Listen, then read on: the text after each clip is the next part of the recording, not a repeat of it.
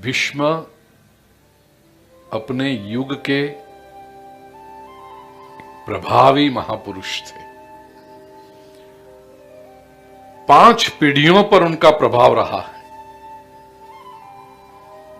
भीष्म का। और भीष्म के बारे में जो एक संशय आरोप लगाते हैं कि यदि भीष्म इतने समर्थ थे, इतने ज्ञानी थे, इतने आदरणीय थे, तो फिर भी वो कौरव पक्ष में क्यों रहे? इवन उन्होंने युद्ध भी किया तो कौरव पक्ष से किया।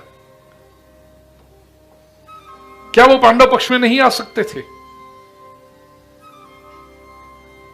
इसका एक कारण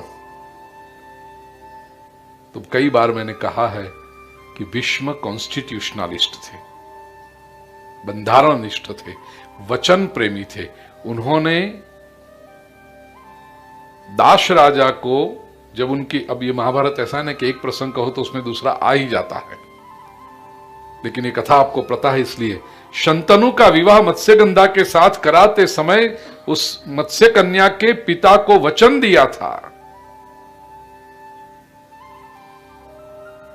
कि मैं राज्य गादी की रक्षा करूंगा। पहले तो उन्होंने स्वयं ब्रह्मचर्य व्रत का ये किया, अद्य प्रभृति में दारा ब्रह्मचर्यम भविष्यति, और जो भी राज्य गद्दी पर होगा उसकी मैं रक्षा करूंगा। तो Bhishma constitutionally speaking he was a defence minister, और उन्होंने स्वयं वचन दिया है कि मैं संरक्षण करूंगा।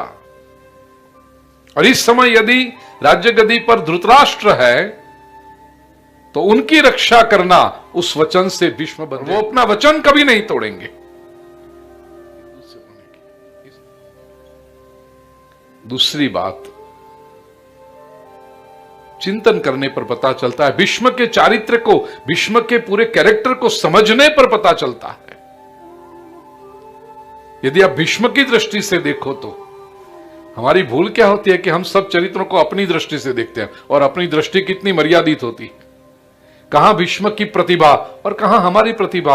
हम हमारी प्रतिभा लेकर के भीष्म को, ये तो हमारा दिया लेकर के सूरज को सामने मापने का प्रयास करें। हम चिंतन करने पर ऐसा लगता है भीष्म ने यह सोचा होगा कि यदि मैं कौरव पक्ष को छोड़ दूंगा तो ये this people will turn uncontrolled, उनको कोई रोकने वाला ही नहीं रहेगा। भीष्म उनके पक्ष में थे तो थोड़ा सा शर्म, थोड़ी सी लज्जा, थोड़ी सी मर्यादा, थोड़ा सा आदर, ये सबसे सम्मिश्रण करके इतने वर्षों तक इन सबको कंट्रोल में रखा। समझ लीजिए भीष्म यदि कौरव पक्ष में न होते तो इनको आंख की शर्म भी नहीं नड़ती थी, कभी का सब छिन्न भिन्न कर देते थे। एक दृष्टि से देखा जाए तो पांडव जब तक समर्थ हो जाए, श्री कृष्ण का उनको साथ मिल जाए, ये पूरा बैकग्राउंड तैयार होने तक भीष्म ने कंट्रोल में रखा। कौरवों के साथ रह करके उनका प्रेम, उनकी न्यायी बुद्धि, ये सब पांडवों के साथ थी, और वो स्पष्ट दिखाई पड़ता है। इवन युद्ध के दरमियान ये स्पष्ट दिखाई पड़ता है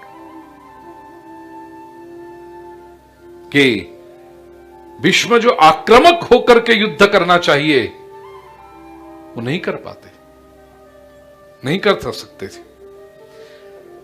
अच्छा, भीष्म जब राज्य गद्दी संभाल रहे थे उस सारे समय पांडव तो छोटे थे, दुर्योधन भी उसी उम्र का था, लेकिन वो जिद्दी था, अधार्मिक था, अनीतिमान था।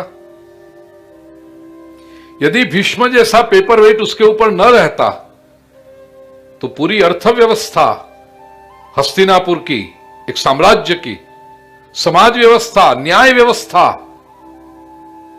सब छिन्न विच्छिन्न हो जाता। आसपास के दूसरे राजा आक्रमण कर करके पूरे हस्तिनापुर को ध्वस्त कर देते, फिर महाभारत करने जैसा कुछ रहता ही नहीं, राज्य ही ना बचता। कम से कम कौरव पक्ष अर्थात धृतराष्ट्र जब राजा थे तो उनके संरक्षण मंत्री बनके भीष्म ने पूरे हस्तिनापुर राष्ट्र को एक रखा। और दूसरी बात, ये बहुत कम लोग समझ पाएंगे, ये शुक्र नीति है, ये कौटिल्य नीति है। कभी कभी शत्रु पक्ष में रहकर भी आप इनडायरेक्टली मित्र पक्ष को लाभ पहुंचा सकते हो।